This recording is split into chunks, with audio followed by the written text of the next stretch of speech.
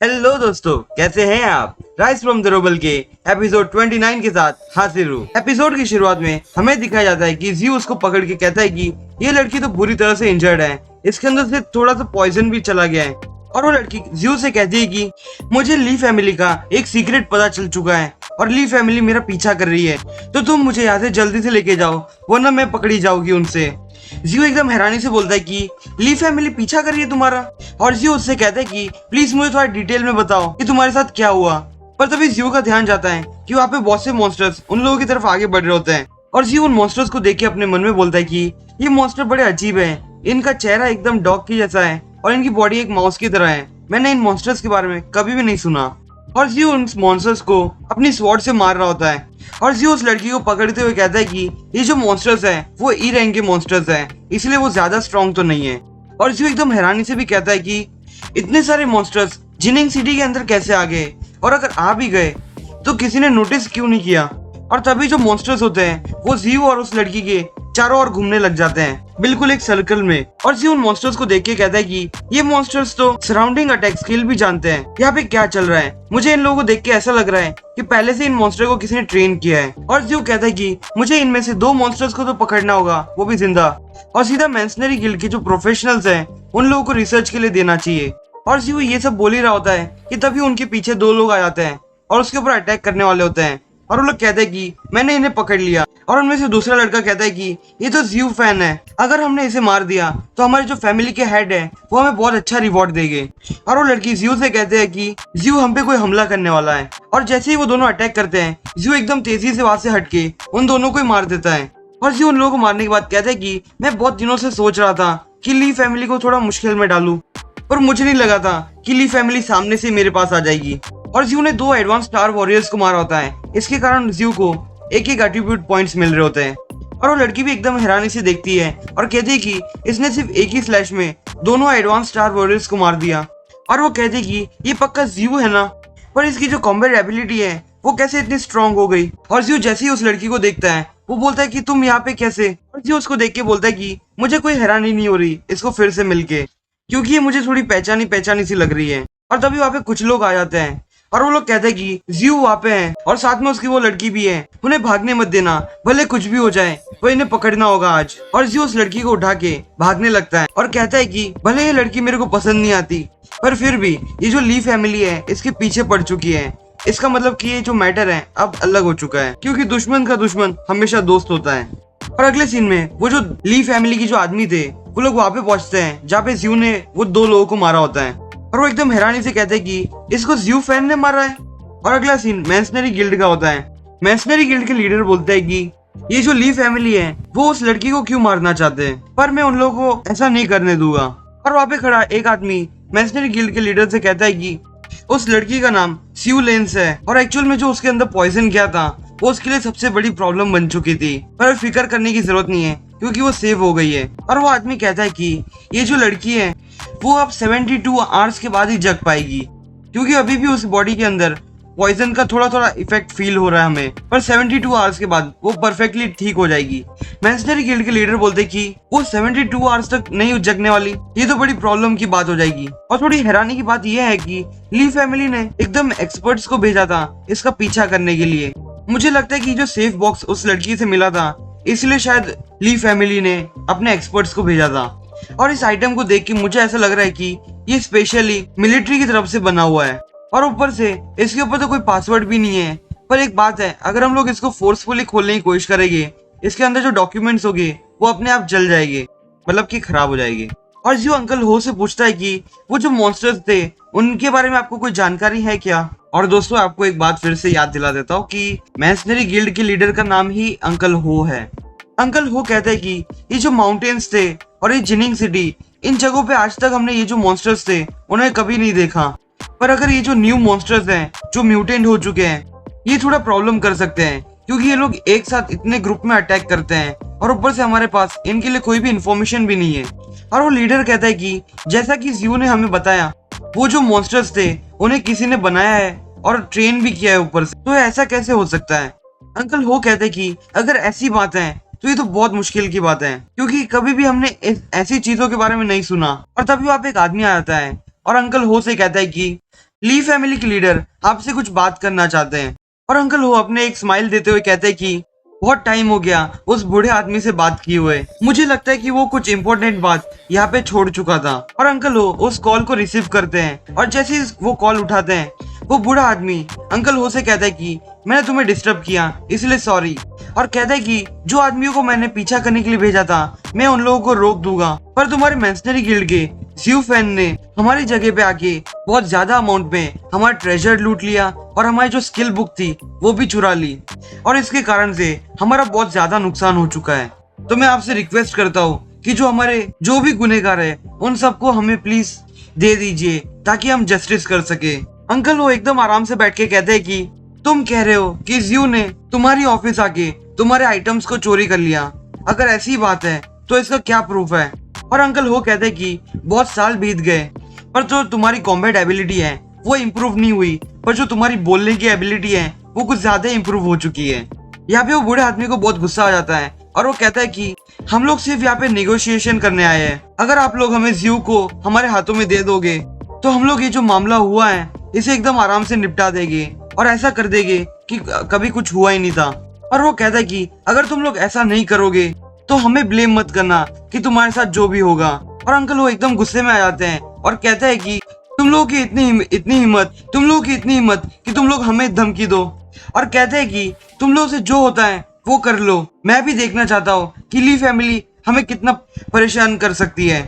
और वो जो फोन होता है वो कट हो जाता है।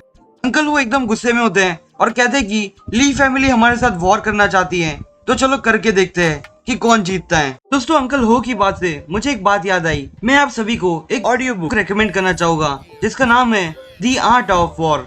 मैं रिसेंटली ऑडियो बुक को सुन रहा हूँ। ये ऑडियो बुक हमें ये सिखाती है कि हमारे रियल लाइफ में जो भी प्रॉब्लम्स आ रही होती है उसके साथ कैसे डील किया जाता है। और हाँ दोस्तों मुझे पता है कि बुक पढ़ने के लिए एकदम कंसंट्रेशन के साथ बैठना पड़ता है, पर आजकल किसी के पास इतना टाइम नहीं कि एकदम आराम से बैठ के बुक पढ़ सके। ऐसे मैं प्रिफर करता हूँ एक पॉडकास्ट को सुनने के लिए, क्योंकि हम उसे कभी भी सुन सकते हैं और कुछ काम करते हुए भी सुन सकते हैं। तो दोस्तों इसलिए मैं आप सभी को एक बहुत अच्छा ऑडियो लर्निंग प्लेटफॉर्म रेकमेंड करना चाहूंगा जिसका नाम है कुकू एफएम। और हाँ कुकू एफएम पे 3000 से भी ज्यादा ऑडियो बुक्स हैं, समरीज है और बायोग्राफीज भी हैं। और हाँ art of war audio book Kuku FM पे अवेलेबल है। वैसे तो इस प्लेटफॉर्म की कॉस्ट ₹399 पर ईयर है, पर अगर आप मेरा कूपन कोड DAX50 यूज करोगे तो आपकी कॉस्ट ₹199 पर ईयर हो जाएगी। और हाँ ये ऑफर वैलिड रहेगा पहले 250 यूजर्स के लिए। तो दोस्तों जरूर कुकू एफएम जाके चेक कीजिए, लिंक मैंने डिस्क्रिप्शन में ही दी है। और वहाँ पे खड़ा आदमी अंकल हो से कहता है कि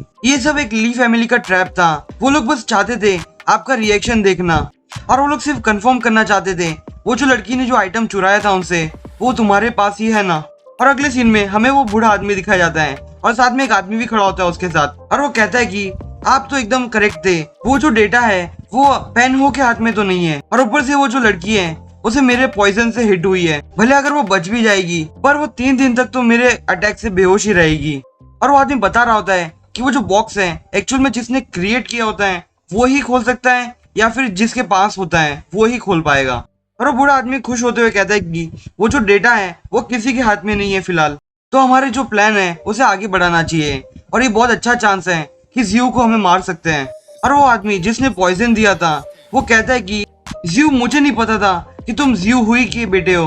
और वो हंसते हुए कहता है कि पर जो तुम्हारी फैमिली है वो बिल्कुल अनलकी है। और अगला सीन हॉस्पिटल का होता है जहाँ पे ज़्यू डॉक्टर से कहता है कि क्या कोई और रास्ता नहीं है इसको जल्दी से उठाने का। वो डॉक्टर उससे कहता है कि वो जो पॉइजन इस लड़की के अंदर गया है वो एकदम अलग ही टाइप का है, इसीलिए वो बहुत मुश्किल हो रही है हमें इसे जल्दी उठाने में, और हम लोग एकदम कोशिश कर रहे हैं कि हम जल्द से जल्द इसे उठा पाए। और अंकल हो बोलते कि इस लड़की ने क्या चुराया था जो ली फैमिली इतना परेशान होकर इसके पीछे ही पड़ चुकी है।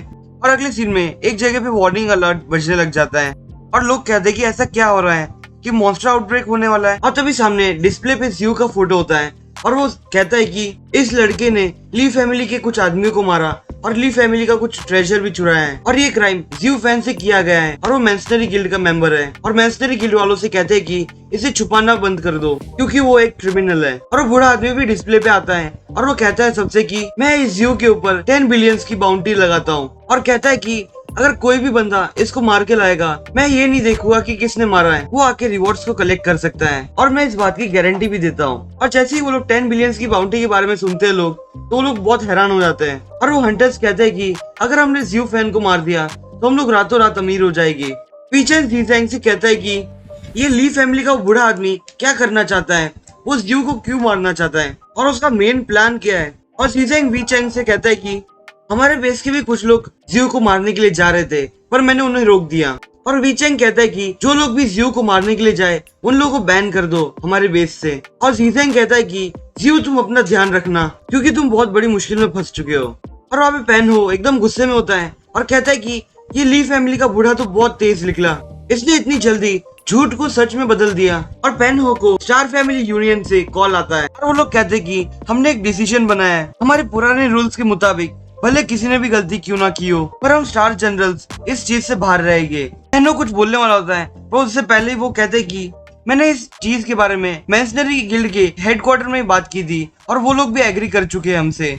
और वो फोन कट हो जाता है। अंकल हो कहते हैं कि भले हेडक्वार्टर ने एक्सेप्ट कर लिया होगा तुम्हारी बातों को पर मैं नहीं मानता तुम्हारी बातों को, और ये जगह मेरी है। जिनिंग सिटी का मैसनरी गिल्ड मेरी टेरिटरी में आता है। और वहाँ पे पुपेन आता है और कहता है कि बहुत बुरा हो गया dad, brothers you masonry guild की बिल्डिंग को छोड़ के बाहर चले गए हैं। अंकल हो कहते हैं कि ये क्या चल रहा है और वो लीडर कहता है कि अगर ब्रदर्स यू हमारे मैसनरी गिल्ड में ज्यादा देर तक रहते तो यहाँ पे जितने भी हंटर्स हैं वो उन लोगों को मारने की कोशिश करते, कुछ पैसों के लिए हमारे मेंबर्स एक दूसरे के साथ लड़ने लग जाते। और ऊपर से आज तो बहुत सारे एडवांस स्टार वॉरियर्स हमारी बिल्डिंग में है, अगर वो यहाँ पे थोड़ी देर और रहता तो वो उसके लिए बहुत मुश्किल हो जाती और साथ में एक बड़ी सी वॉर भी छिड़ जाती। और इस टाइम पे ली होंग का और ली फैमिली का बहुत बड़ा बेनिफिट हो जाता क्योंकि बिना कुछ किए ही सब कुछ कर देते वो लोग। अंकल हो कहते हैं कि मेडिकल टीम वालों को जाके कह दो कि जल्दी से उस लड़की को बचाओ और साथ में वो जो बॉक्स के अंदर है उसे समझने की कोशिश करो और जाके मैसनरी गिल्ड के जो इलाइट मेंबर्स हैं उन्हें इकट्ठा कर दो क्योंकि ली फैमिली के साथ हमारा बैटल कभी भी शुरू हो सकता है। और वो लोग यस लीडर बोल के वहां से चले जाते हैं और जो एक बिल्डिंग से दूसरी बिल्डिंग पे भाग रहा होता है और कहता है कि जो 10 बिलियन का जो प्राइस रखा था इन लोगों ने वो बड़ा अट्रैक्टिव है क्योंकि बहुत से लोग इस चीज में फंस जाएंगे और मुझे मारने की कोशिश करेंगे। पर जो लोग भी मुझे मारने के लिए आएंगे मैं सिर्फ उनसे एक ही बात कहना चाहूंगा, जो प्राइस उन्हें पे करना पड़ेगा 10 बिलियन को कलेक्ट करने के लिए वो कुछ ज्यादा ही होने वाला है। और कुछ लोग ज़्यू के ऊपर अटैक करने ही वाले होते हैं पर ज़्यू एकदम तेजी से उन लोगों को ही मार देता है। उनमें से एक हंटर कहता है कि ये लड़का कितना तेज है, इसने इतनी जल्दी कैसे एक टीम को ही हरा दिया और ये लड़का कैसे इतना स्ट्रॉन्ग है। और ज़्यू उन लोगों को एकदम गुस्से में कहता है कि अगर तुम लोगों को जिंदा रहना है तो तुम लोग ऐसे चुपचाप चले जाओ और जैसे तुम मुझे वीक समझते हो वैसा मैं वीक हूँ नहीं। और वो लोग एक दूसरे को ही कह रहे होते कि इस लड़के के ऊपर 10 बिलियन की बाउंटी लगी हुई है, अगर इस लड़के को मारने के लिए हमें हमारा सब कुछ रिस्क पे लगाना पड़े तो हम लोग लगाएंगे। और ज़्यू अपने मन में कहता है कि मैंने सोचा था कि मैं अपनी पावर से इन लोगों को डरा दूं पर ये लोग मेरे साथ बैटल करना चाहते हैं और अगर ऐसा ही चलता रहा तो बहुत जल्द मैं मर जाऊंगा। और ज़्यू उन लोगों को कहता है कि अगर तुम लोग यही चाहते हो तो फिर मेरे पे ब्लेम मत डालना बाद में। और ज़्यू अपनी एक एबिलिटी को यूज करता है और वहाँ पे एक बड़ा सा धमाका हो जाता है और तभी सिस्टम बताता है कि ज़्यू ने एडवांस स्टार वॉरियर्स को मारा है और उसे एक पॉइंट्स मिल रहे हैं। और ज़्यू उन लोगों को मारने के बाद कहता है कि सिर्फ कुछ पैसों के लिए अपनी पूरी लाइफ को सेक्रीफाइस करना ये बहुत बुरी बात है। और ज़्यू वहाँ से दूसरी बिल्डिंग पे छलांग मारता है और अगले सीन में हमें ली होंग दिखाया जाता है और वहाँ पे एक बंदा आता है और वो ली होंग से कहता है कि ज़्यू वहाँ से भाग चुका है और ऊपर से उसने हमारे 30 एडवांस स्टार वॉरियर्स को मारा है और वो साउथ के एरिया में जा रहा है और वो बहुत स्ट्रॉन्ग हो चुका है। ली होंग उसे चिल्ला के बोलता है कि तुम चुप हो जाओ, वो बिल्कुल एक कचरे की तरह ही है। और ली होंग कहता है कि मुझे नहीं लगा था कि ज़्यू इतना स्ट्रॉन्ग भी था पर इस बार मेरे पास पहले से एक प्रिपरेशन की थी मैंने और इस बार तुम मरने वाले हो ज़्यू। तो दोस्तों आज का एपिसोड बस यही तक। अगर आपको मेरा एक्सप्रेशन पसंद आया हो तो प्लीज मेरे चैनल को सब्सक्राइब कीजिए। मैं आपसे फिर मिलूंगा इस सीरीज के अगले एपिसोड के साथ, तब तक के लिए बाय।